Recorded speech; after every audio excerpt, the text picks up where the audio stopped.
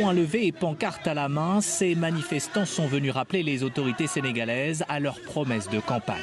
Sur les bus et les t-shirts, les visages des victimes des manifestations réprimées entre 2021 et 2024. La justice est rendue au nom du peuple. Et c'est ce peuple aujourd'hui qui est descendu sur le terrain pour réclamer justice. Parce qu'il y a eu beaucoup de lenteur. 18 mois, alors qu'il y a eu plus de 80 morts. Pour nous, c'est inadmissible que les choses restent à ce stade et que rien n'ait bougé après 18 mois. Dans la foule, principalement des militants de PASTEF. 1 an et demi après l'arrivée au pouvoir de Bassirou Diomaye Faye et Ousmane Sonko, ils accusent les autorités de les avoir oubliés. Ces dernières années, pour lutter, pour libérer ce peuple, beaucoup de sang a coulé, beaucoup de nos camarades sont tombés.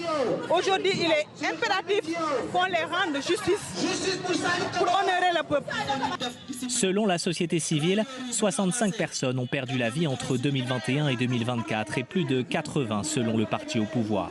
Des dizaines d'autres ont été blessés ou maltraités, comme Pape Abdoulaye Touré.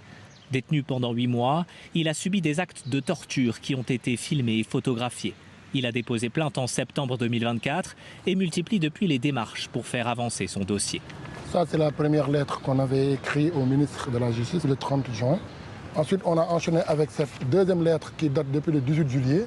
Début août, en réponse à cette lettre, le ministre de la Justice Ousmane Diagne a assuré avoir saisi le parquet pour l'ouverture d'enquête. Mais rien n'a encore bougé.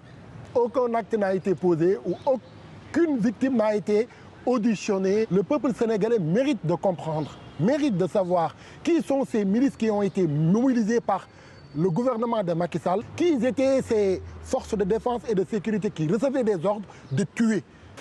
Lundi, devant les députés, le ministre a justifié la lenteur de la justice par la complexité des dossiers, disant vouloir éviter toute erreur de procédure. Un argument qui ne convainc pas totalement.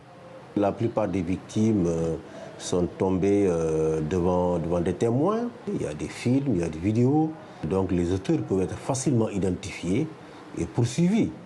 Il est important donc la justice pose des actes très forts pour rassurer les victimes.